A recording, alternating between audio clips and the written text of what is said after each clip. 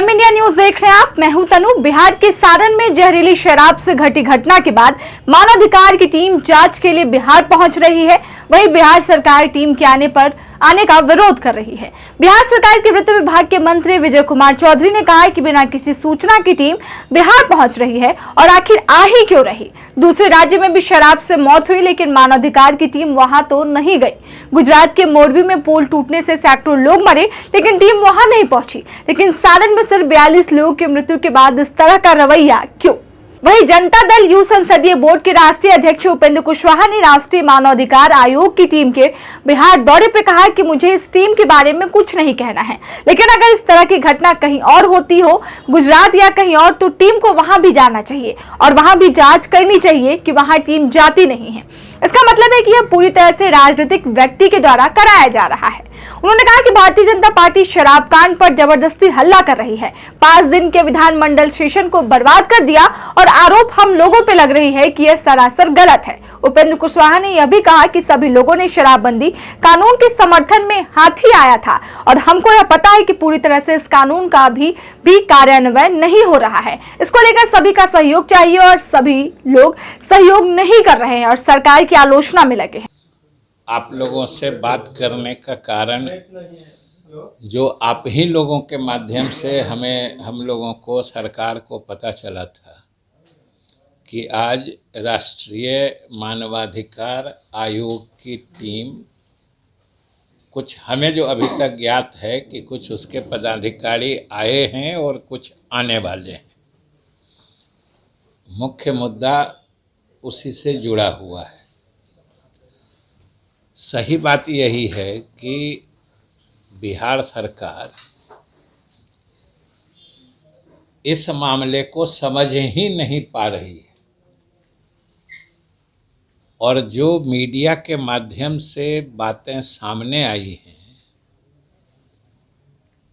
कि वो छपरा में जो शराब कांड कहिए या जहरीली शराब से पीने से जो लोगों की मौत हुई है,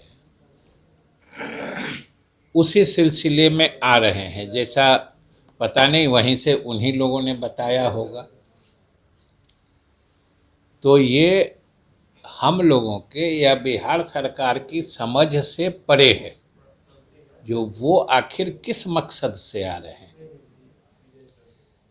राष्ट्रीय मानवाधिकार आयोग का गठन किन सिद्धांतों पर हुआ है, उनके मैंडेट में यानी उनके कार्य क्षेत्र में क्या सब चीज़ें शामिल हैं, उनको क्या क्या देखना है। क्योंकि बाकी चीज़ें तो कुछ प्रादेशिक होती हैं, कुछ राष्ट्रीय होती हैं, लेकिन मानवाधिकार जो है, मानवाधिकार संरक्षण की बात जो है, ये तो अंतर्राष्ट्रीय बात है। इसमें तो पेरिस डिक्लेरेशन से शुरू होके जो भारत सरकार ने 1993 में कानून बनाया, राष्ट्रीय मानवाधिकार अधिनियम, और फिर राज्य सरकारों को भी उसके तहत एम्पावर किया गया, अधिकृत किया गया अपने राज्यों में भी मानवाधिकार के मामले देखने के लिए आयोग गठन करने की। और बिहार के सभी लोग जानते हैं, पूरा देश जानता है कि बिहार ने भी तत्परता से मानवाधिकार आयोग का गठन किया है और यहाँ भी मानवाधिकार आयोग कार्यरत है। और लेकिन ये छपरा वाले मामले में क्या देखने आ रहे हैं या क्या पता लगाने आ रहे हैं, ये सरकार की समझ से बाहर की बात है। जहाँ तक मानवाधिकारों की बात है, तो मानवाधिकार तो अपने संविधान से लेके संयुक्त राष्ट्र तक, अभी तो हमने यही कहा न कि हम कोई डीएम एसपी के बिहाफ पे नहीं बोल रहे हैं, वो आ रहे हैं। हम तो यही कर रहे हैं कि हम खुद नहीं समझ रहे हैं कि वो क्या देखने आ रहे हैं। आ रहे हैं तो कुछ कहाँ बताएंगे तब न क्या देखने आ रहे हैं। और मानवाधिकार आयोग के रूप में आ रहे हैं, उसके अधिकारी के रूप में आ रहे हैं, और उनका 3 ही मैंडेट: मानवाधिकार संरक्षण, संवर्धन ये करना है, और उल्लंघन रोकना है। 3 ही चीज है। आप ही लोग जरा सोच के बताइए, छपरा कांड में मानवाधिकार का मामला कहाँ बनता है? और अगर नहीं बनता है तब वो लोग आ रहे हैं एडवर्टाइज करके, पब्लिसिटी देके, तो इसका मकसद क्या हो सकता है? आप ही बताइए। आप लोगों को औपचारिक कोई लेटर या कोई सूचना? अरे हम कहे ना कि वहां आ रहे हैं, तो अब तो सूचना मिल ही रही है। आज शायद कुछ अधिकारी आए भी, हम पहले से नहीं सूचना दिया था? पहले से तो आपसे के माध्यम से मिल ही जाता है। चिट्ठी नहीं? अरे चिट्ठी दफ्तर में आई होगी। हम पूछ रहे हैं, हम चिट्ठी कहाँ देखने के लिए कह रहे हैं? हम कह रहे हैं कि क्यों आ रहे हैं, ये हम नहीं समझ रहे हैं। अरे चिट्ठी आई कि नहीं आई, आई तो भी, नहीं आई तो भी, उसका तो अलग हिसाब है। हम तो आप ही से कह रहे हैं, सब लोग जान रहे हैं जो मानवाधिकार आयोग की टीम आ रही है, और छपरा में जहरीली शराब कांड से हुई मौतों को देखने वो स्वतः संज्ञान लेके जाना चाह रही है। समझ लीजिए क्या माजरा है। कितने लोग कहाँ कहाँ शराब में मरे थे या दूसरे कारणों से मरे हैं, कहाँ कहाँ स्वतः संज्ञान ले लिया इन्होंने। बिहार पे क्यों इतनी गहरी पैनी घातक नजर रखते हैं? मौतें हो चुकी है, लेकिन सरकार केवल 38 मौतों के बारे में बताया। 42 हो गया। हम सुशील मोदी जी को भी निमंत्रित करते हैं, और अगर आपको जानकारी है तो आपको भी निमंत्रित करते हैं। सरकार ने जो मौतों का आंकड़ा दिया है, वो बाजाबता नाम, पिता का नाम, गांव, पता सब दिया है। अगर आपके पास 100 के मरने का आंकड़ा है, और अगर आपने मीडिया के माध्यम से लोगों को दिखाया है कि हमको इतनी हमदर्दी है कि हम जा रहे हैं, तो जरूर आपने सूची बनाई होगी। तो जो आप लोगों से इतना ही सरकार की आप लोग मदद कर दीजिए। जो जितने लोग की मरने की बात कहें, जरा उनसे सूची मांग के सरकार को उपलब्ध करा दीजिए। हम लोगों को मदद मिलेगी, सहयोग होगा। अच्छा, आप लोग आपत्ति दर्ज कराएंगे कि मानवाधिकार आयोग क्यों आई है? जो सवाल आप खड़े कर रहे हैं, जिस तरह से उन लोगों ने सूचना दी है, नहीं दी है, मीडिया के माध्यम से आपको पता चला है, लेकिन वो दूसरे क्षेत्र में आ रही है, अपने क्षेत्र को जांच करने नहीं आ रही है, मानवाधिकार का मामला नहीं है, तो क्या इसको लेकर के सरकार आपत्ति दर्ज कराएगी मानवाधिकार आयोग में या भारत सरकार को? हम लोग कर क्या रहे हैं? नहीं, लिखित हम कर के तो लिखित आएगा तो लिखित का जवाब लिखित रूप से जाएगा। आप मीडिया के थ्रू हमको खबर मिली है, मीडिया के थ्रू हम अपनी बात बता रहे हैं। मंत्री जी, एक सवाल है कि बीएचआरसी जो है, एनएचआरसी के तर्ज पे बीएचआरसी यहाँ है, वो भी इस तरह के मामलों को संज्ञान लेके उसमें फैसला सुनाती रहती है, चाहे इलेक्ट्रिक करंट से मौत हो जाए, चाहे अस्पताल में मौत हो जाए। तो इसके औचित्य पे भी सवाल उठता है क्या? आप दोनों में फर्क नहीं समझे, तो इसीलिए तो हम मौड़वी कांड बताए थे। अगर बिजली के करंट के मौत से होती है तो वो कहीं न कहीं किसी चीज़ में सरकारी मशीनरी में फॉल्ट की बात होती है, या कहीं दूसरे कारण से। और सच पूछते हैं तो मानवाधिकार का हमने कहा ना कि मानवाधिकार परिभाषित है। मानवाधिकार आयोग का मैंडेट कार्य क्षेत्र परिभाषित है, उसमें कहीं कोई संशय नहीं है। सब लोगों को अपने मैंडेट के हिसाब से अपनी सीमा में काम करना चाहिए, सबका स्वागत है। सरकार को भी जो करना है चाहिए। हम लोग भी सरकार अपनी सीमा, जहां सीमा का उल्लंघन करती है तो न्यायालय देखता है। तो इसलिए हम लोगों को चूंकि आप ही लोग के माध्यम से सूचना मिली है, आज जैसे वो आए हैं, ये भी सूचना हमको मीडिया से मिली है, कोई हमको चिट्ठी लिख के थोड़े आए हैं। जिस कारण से मौत हो रही है वो मना नहीं करेंगे, जरा आप सोचिए। और हम तो भाई आप ही लोग जन सूचना के माध्यम हैं, पब्लिक इंफॉर्मेशन सिस्टम प्रणाली आप ही लोगों पर टिका हुआ है। तो इस तरह की सच्ची बातें, सच्चे प्रश्नों को अगर आप लोगों के बीच नहीं डालेंगे तो ये जनता के हमदर्दी का खाल ओढ़ के जो जनता को ही गुमराह करके जान दे देने वाले जोखिम में डालने की बात समझाते रहते हैं। शराबबंदी कानून बन रहा था तो ये लोग नहीं थे क्या? इन्हीं लोगों ने तो आगे बढ़कर संकल्प लेने का सुझाव दिया था। हम विधानसभा अध्यक्ष थे, हम ही ने सब सारे सदस्यों का संकल्प कराया था और सबने विधानसभा का फ्लोर गवाह है कि सभी लोगों ने संकल्प लिया कि हम न खुद पिएंगे और दूसरों को भी पीना छोड़ने की सलाह देंगे। इतने विधायक जाते हैं, नेता प्रतिपक्ष या जो लोग भी आज भाजपा के जो वहाँ राज्यसभा में बैठे हैं, रोज बयान देते हैं।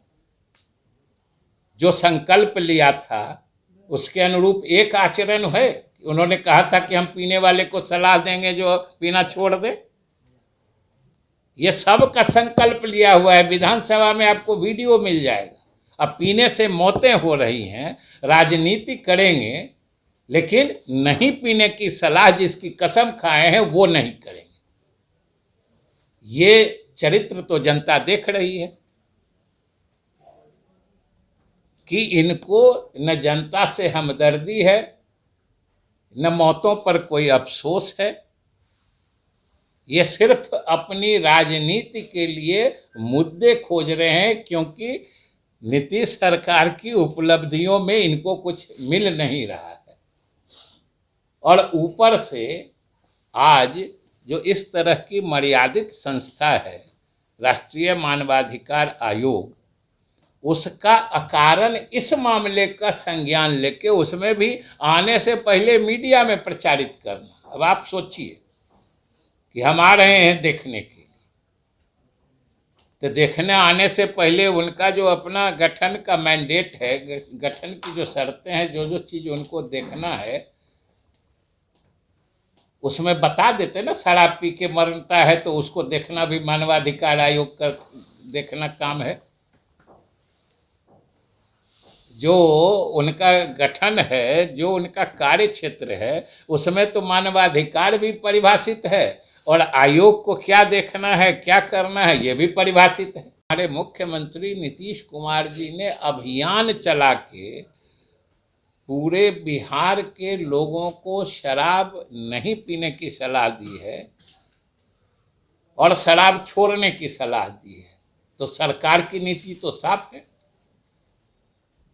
और कोई सरकार के सलाह को ठुकरा कर सरकार जो चाहती है उसके खिलाफ जाकर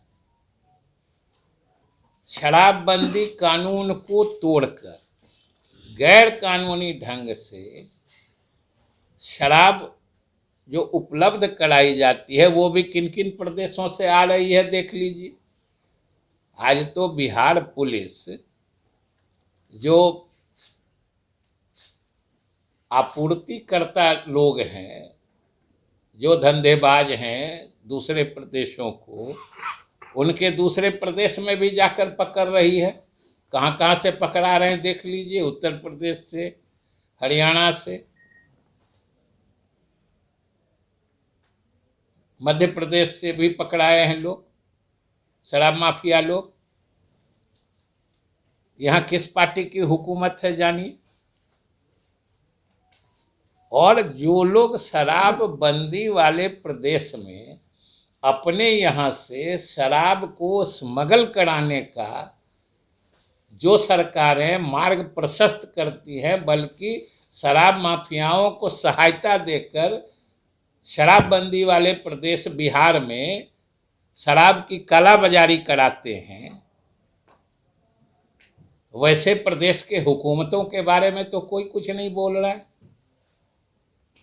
ये जो नारा लगाते हैं भाजपा के लोग या ये जो आरोप लगाते हैं तो क्यों नहीं जाकर उत्तर प्रदेश और हरियाणा में कहते हैं कि भाई आप लोग क्या करते हो, हमारे यहाँ शराब से लोग मर रहे हैं।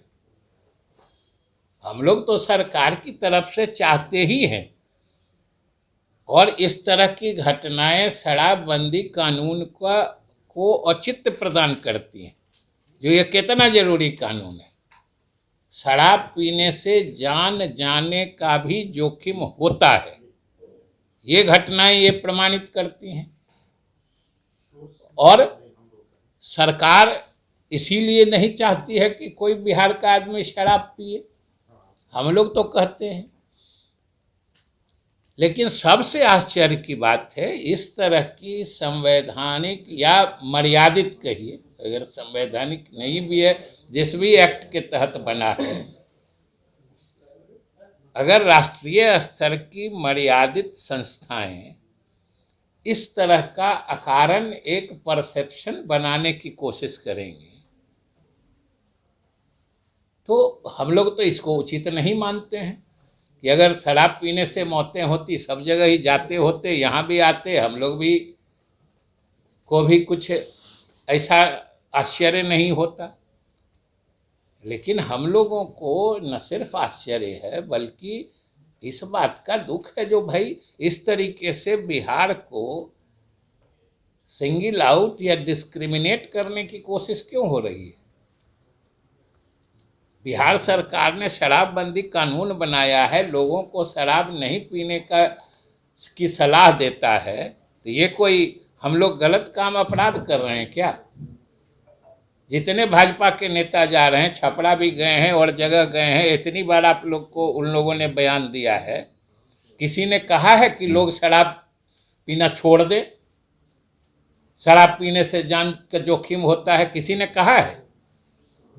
और अगर जो करने से जिंदगी और मौत के बीच आदमी झूलता है, वो काम छोड़ने की सलाह नहीं देकर उनके मौत का मामला उठाते हैं, ये क्या दिखाता है, मानवाधिकार क्या होता है। और छपरा कांड से मानवाधिकार को कैसे जोड़ा जा रहा है,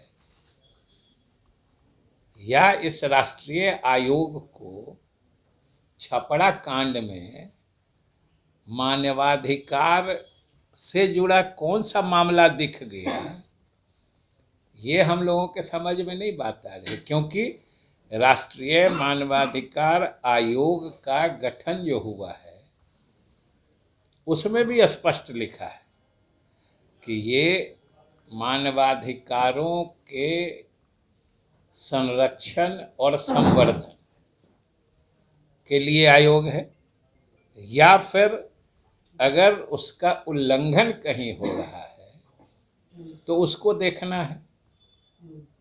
और मानवाधिकार क्या होते हैं, ये भी स्पष्ट रूप से परिभाषित है कि वैसे अधिकार जो कहीं भी जाति, धर्म, लिंग, राष्ट्रीयता, किसी चीज से अलग एक मनुष्य के रूप में, एक मानव के रूप में जो सबको स्वतः उपलब्ध होते हैं, वो मानवाधिकार है। उसके तहत स्वतंत्रता का अधिकार होता है, या कोई भी डिस्क्रिमिनेशन के अगेंस्ट जो अधिकार होता है, वो सब चीज़ें मानवाधिकार में आती हैं। तो छपरा कांड से मानवाधिकार कैसे जुड़ता है, ये चीज़ें हम लोगों को समझ में नहीं आ रही है कि ये आखिर क्या हो रहा है, या ये आयोग क्या चाहता है, पहली बात। दूसरी बात कि इसके पहले भी अनेक प्रदेशों में जहरीली शराब पीने से मौतें हुई, इससे भी अधिक मौतें हुई। और अभी ही आप लोग के सबके संज्ञान में है कि कुछ ही दिन पहले भारत सरकार के गृह राज्य मंत्री ने जो संसद में एक प्रश्न के लिखित उत्तर में बताया था कि शराब पीने से मरने वालों की संख्या बिहार से कहीं ज़्यादा दूसरे प्रदेशों में है। सबसे ज़्यादा मध्य प्रदेश में है, हरियाणा में है, बिहार से अधिक तो गुजरात में भी है। लेकिन आज तक शराब पीने से मरने की स्थिति में तो मानवाधिकार आयोग किसी मामले में संज्ञान लेके ऐसे नहीं गया। या अगर सामूहिक मौतें की ही अगर बात ले लें कि अगर मान लीजिए 30-40 जितनी मौतें हुई हैं, जो भी आंकड़े हैं यहाँ, अगर उसको एक सामूहिक मौत के रूप में हम लोग ले लें, उसको देखने आ रहे हैं, तो इससे तो अधिक 150 लोगों के गुजरात में एक पुल के मोरबी में पुल के टूटने से लोग की मौतें हुई थी। वहां तो मानवाधिकार आयोग नहीं गया देखने, जबकि वो पुल जो टूटा था वो सरकार ने बनवाया था और ये प्रारंभिक जांच में ही स्पष्ट हो गया कि उसके निर्माण और मरम्मती में कमियों की वजह से वो हादसा हुआ। वहां तो मानवाधिकार आयोग ने संज्ञान नहीं लिया। फिर बिहार जैसे प्रदेश में जहां शराबबंदी लागू है, शराबबंदी का कानून है, यानी सरकार ही शराब पीने को बुरी चीज और गंदी चीज मानती है। अधिकारियों को खबर कर रहे हैं, वो आने का वो तो हम कर रहे हैं, आए तो आज हैं कुछ उनके अधिकारी, लेकिन वो आ रहे हैं ये कब से लोग जानते हैं, ये बताइए। और आप बताइए कि हम अगर आपको कहें कि आपके चैनल के ऑफिस में आ रहे हैं, जो गड़बड़ी हो रहा है उसको देखने हम आ रहे हैं, और जाने से पहले हम दूसरे चैनल पर चलवा दें, आप बोलिए आपके चैनल वाले लोग क्या सोचेंगे? खुद से महसूस करिए। आप बीती समझ के किसी चीज को, जो करुणा एम्पैथी कहते हैं ना, दूसरे की जगह पर अपने को रख के सोचिए। हम लोग को सहानुभूति की जरूरत नहीं है, सिंपैथी नहीं, एम्पैथी सोचिए। आप सोचिए कि अगर जैसे उदाहरण के रूप में हमने कहा ना कि हमको मालूम हुआ, जो इन्हीं को कहें जो हिंदुस्तान अखबार के दफ्तर में बड़ा कुछ क्या क्या सुन रहे हो रहा है, हम आ रहे हैं जांच करने, आई बाकी सब अखबार में छपवा दें, क्या मैसेज जाएगा? किसी चैनल में, रिपब्लिक में करा दे, दैनिक जागरण, कोई नाम है वो ले लिए तो उसका उसी को नहीं चलाने लगिएगा जो उन्होंने कहा। नहीं तो सभी को हम कहते हैं। बताइए मंत्री जी, हाँ, NHRC की जो आपकी मौतें आती हैं भाई, ये हम लोगों को बिहार वासी के समझ से बाहर है और बिहार सरकार इसको बिल्कुल सर्वथा उचित नहीं मानती।